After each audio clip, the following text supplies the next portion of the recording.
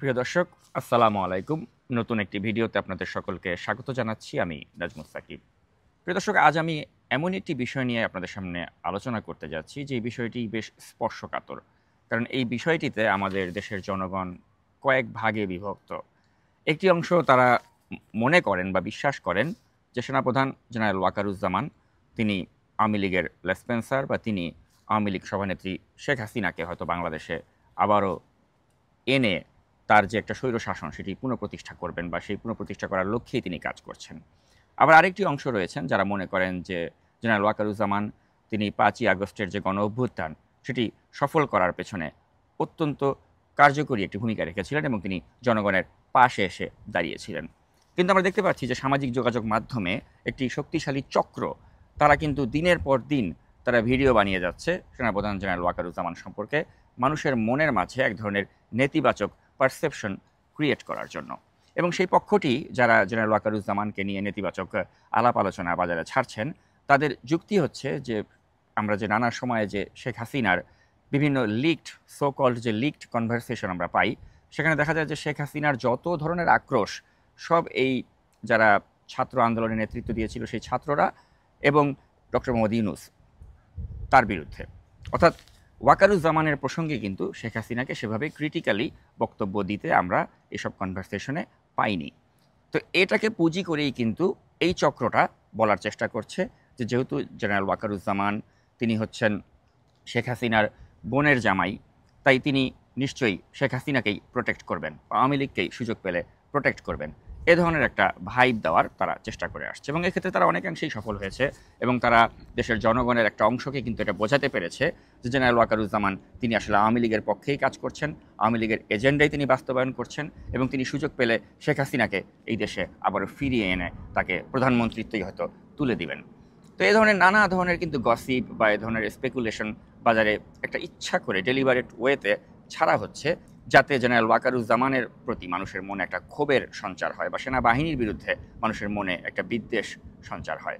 তো প্রিয় দর্শক, যারা বাজারে এ ধরনের গুজব ছাড়ছে তাদের এক ধরনের চপেটাঘাতই করলেন শেখ হাসিনা তার সাম্প্রতিক একটি বক্তব্যে, যেখানে স্পষ্ট করেই তিনি সেনাবাহিনীর বিরুদ্ধে এবং সেনাপ্রধান ওয়াকারুজ্জামানের বিরুদ্ধে তার ক্ষোভ তিনি জাহির করলেন এবং গোপালগঞ্জের যে ঘটনা সেটিতে তিনি যে প্রতিক্রিয়া দেখিয়েছেন সেখানে তিনি ওয়াকারুজ্জামানের বিরুদ্ধে স্পষ্ট করেই তার অবস্থান ব্যাখ্যা করলেন। তো আমি আজকের মূল আলোচনায় যাওয়ার আগে চলুন আমরা একটু শেখ হাসিনা কি বলেছেন সেটা একটু শুনে নেই। সেনাবাহিনী তো বঙ্গবন্ধুর হাতে গড়া, আর আমি আশা করি সেনাবাহিনীর উন্নতি করেছি। তারা দুপুরে ভাত পেত না, রুটি খেতে হতো, রুটি আর ডাল। আমি সরকারে আসার পর 96 সালে তাদের ভাতের ব্যবস্থা করে দিই, মাছ মাংসের ব্যবস্থা করে দিই, তাদের চাকরির বেতন বৃদ্ধি করার সব বেতন আমি বৃদ্ধি করি।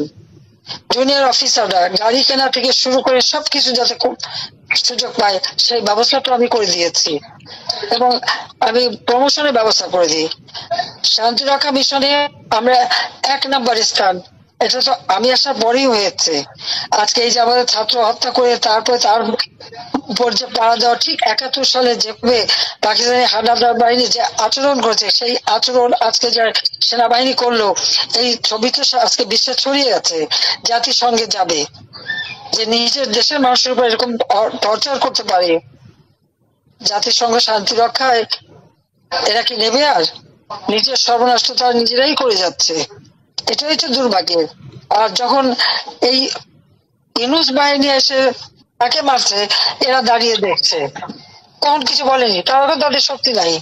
বঙ্গবন্ধু ভবন যখন ভাঙছে তারা দাঁড়িয়ে আছে, আর্মিকে ভুয়া ভুয়া করে গালি দিচ্ছে। আর হাসনাত তো একেবারে হাসনাত দা ওয়াকার স্লোগানই দিয়ে দিল, এতে তাদের আত্মসম্মানে লাগে না। আর গোপালগঞ্জে যে ছাত্র হত্যা করে। তো প্রিয় দর্শক, আপনারা শুনে নিলেন যে শেখ হাসিনা তিনি কি বলার চেষ্টা করলেন। তিনি ওয়াকারুজ্জামানের পক্ষেরই যদি লোক হতেন তাহলে কিন্তু এভাবে তিনি সেনাবাহিনীর বিরুদ্ধে বা সেনা প্রধানের বিরুদ্ধে কিন্তু বক্তব্য রাখতেন না। পাশাপাশি তিনি হাসনাত না ওয়াকার এই কথাটির আবার অবতারণা করে কিন্তু তিনি ওয়াকারুজ্জামানকেই কিন্তু এক ধরনের কটাক্ষ করলেন বা সেনাবাহিনীকে কটাক্ষ করলেন। আর গোপালগঞ্জে সেনাবাহিনী যে ভূমিকা রেখেছে সেই ভূমিকার জন্যও কিন্তু তিনি পরোক্ষভাবে সেনাপ্রধান ওয়াকারুজ্জামানকে বা তার বাহিনীকেই কিন্তু তিনি ব্লেম দিলেন, যেখানে তার ব্লেম দেওয়ার কথা ছিল গোপালগঞ্জের এই আওয়ামী লীগের গুন্ডা পান্ডাদেরকে, যাদের মাঝে একটি ফ্যাসিস্টের উৎখাতের পরেও কোনো চৈতন্যের আমরা দেখা পাচ্ছি না, এবং যারা এখনও দেশকে অস্থিতিশীল করার জন্য নানা ধরনের ছলচাতুরির আশ্রয় নিচ্ছে বা ভায়োলেন্সের আশ্রয় নিচ্ছে। তো তাদেরকে সমালোচনা না করে দেখা যাচ্ছে যে শেখ হাসিনা উল্টো এই ব্লেমটি তিনি সেনাবাহিনীর বিরুদ্ধে বা তিনি সেনাপ্রধানের বিরুদ্ধে জাহির করছেন। এবং যেটা বলার তিনি চেষ্টা করছেন যে সেনাপ্রধান জেনারেল ওয়াকারুজ্জামানের বাহিনী তারা বুটের আঘাতে তারা আওয়ামী লীগের কর্মীকে তারা পিষ্ট করেছে, অর্থাৎ তারা বোঝাবার চেষ্টা করছে যে সেনাবাহিনী তারা মানবাধিকার লঙ্ঘন করেছে। তো এই যে মানবাধিকার লঙ্ঘনের অভিযোগ তিনি ওয়াকারুজ্জামানের বিরুদ্ধে বা সেনাবাহিনীর বিরুদ্ধে আনছেন, এটা কিন্তু একটা ডেলিবারেট ওয়েতেই তিনি আনছেন, এবং তিনি এটা আনছেন এই কারণেই যে তিনি সেনাবাহিনীকে নিয়ে আন্তর্জাতিক অঙ্গনে প্রশ্নের অবতারণা করতে চাচ্ছেন। তিনি সেনাবাহিনী বা সেনাপ্রধানের বিরুদ্ধে আন্তর্জাতিক অঙ্গনে তিনি এক ধরনের কোয়েশ্চেন রেইজ করার চেষ্টা করছেন। তো এই যখন অবস্থা, তখন আমরা দেখতে পাচ্ছি যে ওয়াকারুজ্জামান তিনি আসলে এই মুহূর্তে আমার দৃষ্টিতে তিনি সবচেয়ে অসহায় একজন মানুষ, যার পক্ষে সেনাবাহিনীর ভেতরে থাকা আওয়ামী লীগের যে লোকজন রয়েছে বা আওয়ামীপন্থী যেসব অফিসার রয়েছে তারাও যেভাবে এখন তার পক্ষে নেই, একই সাথে দেখা যাচ্ছে যে যারা অ্যান্টাই ওয়াকার একটা ফোর্স হিসেবে দীর্ঘদিন ধরে কাজ করছেন তারা তো তার বিরুদ্ধেই রয়েছেন।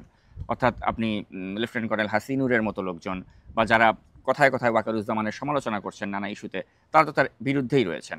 অর্থাৎ যারা এই ফ্যাসিস্ট হাসিনার বিরুদ্ধে শক্তি ছিল এই হাসিনুরের মতো, তারাও যেভাবে তাকে অপছন্দ করছেন, এবং হাসিনার পক্ষের যেসব লোকজন সেনাবাহিনীতে কর্মরত রয়েছেন তারাও তাকে অপছন্দ করছেন। তো সব কিছু মিলিয়ে কিন্তু জেনারেল ওয়াকারুজ্জামান এখন একটা অত্যন্ত নাজুক অবস্থায় রয়েছেন সেনাবাহিনীর ভেতরে। অর্থাৎ দেখা যাচ্ছে যে তিনি সঠিক কাজটি করতে গিয়ে কিন্তু তিনি দুই পক্ষের দ্বারাই সমালোচিত হচ্ছেন। আর অনলাইনে যারা রয়েছেন, যারা গুজব বা প্রোপাগান্ডা ছড়াচ্ছেন, তারা তো তার বিরুদ্ধে লেগেই আছে, এবং কোনো কিছু হলেই তারা ওয়াকারুজ্জামানকেই ব্লেম করছেন নানা ইস্যুতে। এবং গোপালগঞ্জের ঘটনাতেও দেখা যাচ্ছে যে তারা ওয়াকারুজ্জামানকেই ব্লেম করছেন, যেখানে ওয়াকারুজ্জামান তার বিরুদ্ধে এই এনসিপি বা হাসনাত আবদুল্লাহ তারা যেভাবে বক্তব্য দিয়েছে, কিন্তু আমরা দেখতে পেলাম যে ওয়াকারুজ্জামানের বাহিনীই কিন্তু শেষমেশ তাদেরকে এপিসি দিয়ে উদ্ধার করলেন। তো চিন্তা করে দেখুন যে সে সময় যদি সেনাপ্রধান তিনি যদি এপিসি পাঠাতে বিলম্ব করতেন, তাহলে এই হাসনাত আবদুল্লাহরা বা এনসিপি তারা কি বলতো? যদি এখানে কোনো ধরনের ক্ষয়ক্ষতি হতো বা এখানে যদি একটা দেখা যেত যে এনসিপির উপর একটা বড় ধরনের আক্রমণ হলো এবং দেখা গেল যে সেনাপ্রধান তিনি দ্রুত তার ফোর্স পাঠালেন না, তাহলে কিন্তু এই সেনাপ্রধানের বিরুদ্ধে কিন্তু তারা নানা ধরনের গালমন্দ বা তিরস্কার কিন্তু করতেই থাকতো, এবং আবারও হয়তো তার পদত্যাগের বা তাকে উৎখাতের কথা তারা বলতো। তো এখন একটা খুবই নাজুক অবস্থায় কিন্তু আসলে সেনাপ্রধান রয়ে গিয়েছেন, যে একদিকে তিনি দেখা যাচ্ছে তার যে দায়িত্ব প্রফেশনালি তিনি সেটা পালন করতে গিয়েও তিনি নানা ধরনের সমালোচনার সম্মুখীন হচ্ছেন, আবার একদিকে ফ্যাসিস্ট শেখ হাসিনা তিনিও এই গত 10টি মাস তার বিরুদ্ধে সেভাবে মুখ না খুললেও এখন সেও তার বিরুদ্ধে মুখ খুলছে। অর্থাৎ দেখা যাচ্ছে যে এই হাসনাত আবদুল্লাহরা বা এনসিপি তারাও যেভাবে ওয়াকারুজ্জামানের সমালোচনা করছেন, তার এপিসি দিয়ে তার বাহিনীর দ্বারা তারা আক্রান্ত হয়ে যখন সেভ হয়ে চলে আসছেন, তারপরেও তারা তার বিরুদ্ধে নেতিবাচক মন্তব্য রাখেন বা তার বিরুদ্ধে তারা নেতিবাচক ধারণা রাখেন, এবং তাদের পরিচিত যেসব অনলাইন অ্যাক্টিভিস্ট রয়েছেন তাদেরকে দিয়ে ওয়াকারুজ্জামানের বিরুদ্ধে নেতিবাচক বক্তব্য রাখান। আবার at the same time Sheikh হাসিনাও এখন রাখছেন। তো সব কিছু মিলে আসলে পরিস্থিতিটা এরকম দাঁড়িয়েছে, জেনারেল ওয়াকারুজ্জামান তিনি আমরা একটা প্রবাদ আছে না যে যাকে দেখতে নারী তার চলন বাঁকা, তো এখন ওইরকম অবস্থা হয়ে গেছে আর কি, যে তার এখন যাই করুক সেটাই আপনাকে বাঁকা দৃষ্টিতে দেখতে হবে। আর আমি বা আমরা যারা রয়েছি তারা যদি তার পক্ষে একটা কথা বলি বা তার পক্ষে একটা ন্যারেটিভ এস্টাবলিশ করার চেষ্টা করি, তখন সাথে সাথে বলে দেওয়া হবে যে তোমরা তো কচু খেতি বা কচু ক্ষেত থেকে টাকা পাও। তো আসলে মূল বিষয়টা হচ্ছে, কয়েকদিন আগে হয়তো আপনারা দেখেছেন যে জেনারেল ওয়াকারুজ্জামান তিনি কিন্তু বলেছিলেন যে তিনি আসলে অভিভাবকহীন, তার কোনো অভিভাবক নেই, এবং তিনি খুব অসহায় বোধ করছেন, এবং যে কারণেই তিনি আসলে চাচ্ছেন যে দ্রুততম সময়ে যেন দেশে একটি নির্বাচন হয় এবং একটি নির্বাচিত সরকার অভিভাবক হিসেবে যেন তার মাথার উপরে ছায়া হিসেবে আসে, এবং সে কারণেই কিন্তু তিনি দ্রুত একটি নির্বাচন আয়োজনের কথা বারবার বলে আসছেন। তো এটি নিয়েও কিন্তু অনেক সমালোচনা হয়েছে যে তাহলে কি তিনি ডক্টর ইউনূসকে নিজের অভিভাবক মনে করছেন না?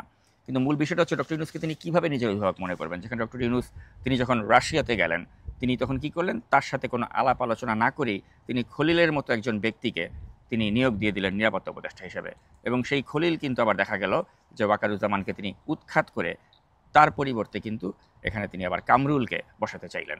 তো সব কিছু মিলিয়ে কিন্তু বোঝা যাচ্ছে যে আসলে ডক্টর মোহাম্মদ ইউনূস তিনি যদি অভিভাবকের দৃষ্টিতেই জেনারেল ওয়াকারুজ্জামানকে দেখতেন, তাহলে কিন্তু তিনি এই ধরনের ষড়যন্ত্র বা এই ধরনের ষড়যন্ত্রমূলক কর্মকাণ্ড তিনি করতেন না তার বিরুদ্ধে, কিন্তু তিনি তো করছেন। পাশাপাশি অনলাইনে যে অ্যাক্টিভিস্টগুলো যখন ডক্টর ইউনূস ক্ষমতা গ্রহণ করলেন তাকে যেভাবে সমালোচনা করতো, তারা এখন দেখা যাচ্ছে ডক্টর ইউনূসকে সমালোচনা করেন না, তাদের সমালোচনার এখন একমাত্র টার্গেট হচ্ছেন জেনারেল ওয়াকারুজ্জামান বা সেনাবাহিনী। তো সব কিছু মিলে আসলে পরিস্থিতি এমন হয়ে গিয়েছে যে এখন ওয়াকার তিনি আওয়ামী লীগের দ্বারা শেখ হাসিনার দ্বারাও যেমন তিনি সমালোচিত হচ্ছেন, পাশাপাশি এনসিপি বা ডক্টর ইউনূস তারাও বা তাদের যে গোষ্ঠীটা রয়েছে বা গ্রুপটা রয়েছেন যারা দীর্ঘমেয়াদে ক্ষমতাটাকে আঁকড়িয়ে ধরে ক্ষমতার হালুয়া রুটি ভোগ করতে যাচ্ছেন, তাদের দ্বারাও তিনি সমালোচিত হচ্ছেন। আর আমার মতো গুটি কয়েক মানুষ যারা তার পক্ষে দু একটা কথা বলবো, তাদেরকে সাথে সাথে কচু খেতি ট্যাগ মেরে দেওয়া হচ্ছে। তো এই ট্যাগিংয়ের রাজনীতি এখন চলছে এবং সেনাবাহিনীর বিরুদ্ধে বা সেনাপ্রধানের বিরুদ্ধে একটা উদ্দেশ্যমূলকভাবেই কিন্তু একটা অপপ্রচার বা প্রপাগান্ডা মানুষকে বিশ্বাসযোগ্য করাবার জন্য একটা প্রচেষ্টা আমরা দেখতে পাচ্ছি। তো আমি পরিশেষে দর্শক আমি শুধু এতটুকুই বলবো যে যে কোনো পরিস্থিতিতে আপনারা বিষয়গুলোকে নির্মোহভাবে বিশ্লেষণ করবেন এবং কারো দ্বারা মোটিভেটেড হবেন না। ইভেন আমিও যা বলছি সেটাও আপনারা আপনার নিজের বিচার বুদ্ধি দিয়ে বিশ্লেষণ করেই কিন্তু সঠিক সিদ্ধান্তটি নেবেন, বা কে সত্য বলছি বা কে মিথ্যা বলছে সেটা আপনারা উপলব্ধি করার চেষ্টা করবেন। আর আমি শুধু আমার সম্পর্কে এতটুকুই বলবো যে আমি জেনারেল ওয়াকারুজ্জামানের থেকে জীবনে কখনো এক পয়সারও সুযোগ সুবিধা নেইনি এবং কখনো নিবও না, এবং আমি মুসলমানের সন্তান, আমি মিথ্যা কথা বলি না এবং বলার যতটুকু মানে সম্ভব আমি জীবনে চেষ্টা করি মিথ্যা থেকে দূরে থাকার জন্য। এবং জেনারেল ওয়াকারুজ্জামান প্রসঙ্গে আমি ওটাই বলতে চাই যে আমি আপনাদের সাথে মিথ্যা কথা বলছি না, আমি তার থেকে কখনোই কোনো ধরনের বেনিফিট নেইনি এবং বেনিফিট নেওয়ার মতো কোনো ন্যূনতম ইচ্ছাও আমার নেই। আমি যা বলছি তা আমি সম্পূর্ণরূপে আমার দেশপ্রেম থেকে বলছি এবং আপনাদেরকে সঠিক তথ্যটি দেওয়ার উদ্দেশ্যেই বলছি। এবং আমি একদম নির্দ্বিধায় আপনাদেরকে যেটা বলতে চাই যে জেনারেল ওয়াকারুজ্জামান তিনি যদি দেশপ্রেমিক নাই হতেন তাহলে 5ই আগস্টে কিন্তু তিনি ছাত্র জনতার পাশে ওভাবে দাঁড়াতেন না। এবং আপনারা হয়তো বলতে পারেন যে তিনি দাঁড়িয়েছিলেন কারণ তিনি যদি না দাঁড়াতেন তাহলে জাতিসংঘ থেকে হয়তো তার বাহিনীর উপরে নিষেধাজ্ঞা আসতো, নানা ধরনের অ্যাকশন হতো। তো কথা হচ্ছে, এ ধরনের অ্যাকশনের কথা তো আমরা ওই 2018 রাতের ভোটে নির্বাচনের আগেও শুনেছিলাম। আমরা এই ধরনের অ্যাকশন আসতে পারে সেটা তো আমরা 24-এর ডামি ইলেকশনের আগেও শুনেছিলাম।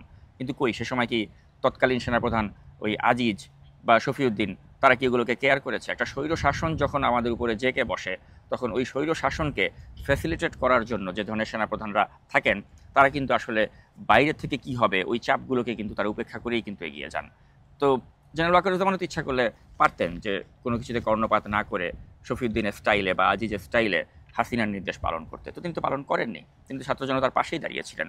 তো সেই অ্যাপ্রিসিয়েশনটা তাকে না করে তাকে শেখ হাসিনার বোনজামাই উল্লেখ করা হচ্ছে এবং তাকে নানাভাবে কালিমালিপ্ত করা হচ্ছে এবং বলা হচ্ছে যে হাসিনা সবার সমালোচনা করলেও কেন ওয়াকারের সমালোচনা করে না, এই অভিযোগ তার বিরুদ্ধে আনা হচ্ছিল।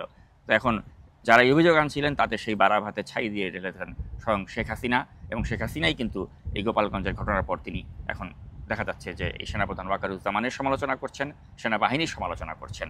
তাই এই পরিস্থিতিতে আমি দেশবাসীকে বা যারা আমার এই ভিডিওটি দেখছেন তাদেরকে একটা কথাই বলবো যে যারা গুজব বা প্রোপাগান্ডা বা কিছু ভিউ কালেক্ট করার জন্য আপনাদেরকে মিসগাইড করছে বা সেনাবাহিনী সম্পর্কে বা সেনাপ্রধান সম্পর্কে নেতিবাচক একটা ধারণা দেওয়ার চেষ্টা করছে এবং একটা পপুলিস্ট কনসেপ্ট হিসেবে দাঁড় করিয়েছে যে এই মুহূর্তে আপনি ওয়াকারের বিরুদ্ধে কিছু বললেই কিন্তু অনেক অনেক লাইক, শেয়ার এবং ভিউজ পাওয়া যায়। তো ওই যে এই স্রোতের টানে যারা গা ভাসিয়ে দিয়ে আপনাদেরকে মিসগাইড করে ওয়াকারের বিরুদ্ধে সমালোচনা করছে, আমি আপনাদেরকে অনুরোধ করবো যে তাদের ব্যাপারে একটু সচেতন হন, সজাগ হন এবং তাদের উদ্দেশ্য সম্পর্কে একটু নিজের বিবেককে প্রশ্ন করুন। কারণ এই সেনাপ্রধান যদি আমাদের দেশের একটি ক্রান্তি লগ্নে ওই গণ অভ্যুত্থানের সময় তিনি যদি ছাত্র জনতার পাশে না দাঁড়াতেন তাহলে কী পরিমাণ রক্তপাত ঘটতো সেটা জাস্ট নিজের বিবেককেই জিজ্ঞেস করুন। পাশাপাশি এই অতি সাম্প্রতিক সময় গোপালগঞ্জে যে ঘটনাটা ঘটলো সে সময় যদি এই সেনাপ্রধান সাথে সাথে এপিসি পাঠিয়ে আমাদের এই হাসনাত আবদুল্লাহ বা যারা আমাদের জুলাই অভ্যুত্থানের হিরো তাদেরকে বাঁচাতে তিনি যদি উদ্যোগ গ্রহণ না করতেন তাহলে কী পরিমাণ রক্তারক্তি হতো সেটাও আপনারা একটু নিজের বিবেককেই প্রশ্ন করুন। অথচ দেখা যাচ্ছে যে এই মানুষটি এখন শেখ হাসিনার দ্বারাও সমালোচিত হচ্ছেন, পাশাপাশি ডক্টর ইউনূসের যারা চালা চামুন্ডা রয়েছেন তাদের দ্বারাও তিনি সমালোচিত হচ্ছেন। অর্থাৎ তিনি সব দিক থেকেই কিন্তু তাকে এক ধরনের কোণঠাসা করে ফেলার বা সেনাবাহিনীকে কলঙ্কিত করার একটা প্রচেষ্টা আমরা দেখতে পাচ্ছি, যেটা উদ্দেশ্যমূলক। এবং এটা আমি মনে করি যে আমাদের দেশকে, দেশের সার্বভৌমত্বকে, দেশের স্বাধীনতাকে এবং আমাদের দেশের নিরাপত্তাকে প্রশ্নবিদ্ধ করছে এবং নিরাপত্তাকে হুমকির মুখে ফেলে দিচ্ছে।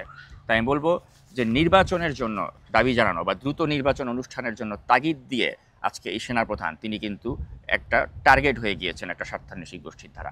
এই বিষয়টি আমাদের উপলব্ধি করতে হবে এবং দ্রুত নির্বাচন চাওয়া বা দ্রুততম সময় নির্বাচন আয়োজনের জন্য কথা বলা এটা আসলে গণতন্ত্রের পক্ষে কথা বলা, এবং একজন সেনাবাহিনীর লোক হয়ে তিনি গণতন্ত্রের পক্ষে কথা বলছেন। এটা যদি তার দোষ হয়ে থাকে এবং এর জন্য যদি তাকে এভাবে ক্যারেক্টার অ্যাসাসিন করা হয়ে থাকে এবং এভাবে যদি তাকে কালিমালিপ্ত করা হয়ে থাকে সেটা অত্যন্ত দুর্ভাগ্যজনক। তা আমি আশা করি আমার এই ভিডিওর মর্মার্থ নিশ্চয়ই আপনারা উপলব্ধি করবেন প্রিয় দর্শক, এবং চিলে কান নিয়ে গেছে এই ধরনের কার্যক্রমের সাথে নিজেদেরকে জড়িত করবেন না। আগে দেখবেন কানটা কানের জায়গায় আছে কিনা। তো প্রিয় দর্শক, এতক্ষণ আমার সাথে থাকার জন্য অসংখ্য ধন্যবাদ জানিয়ে এই ভিডিওটি এখানেই শেষ করছি। আল্লাহ হাফেজ।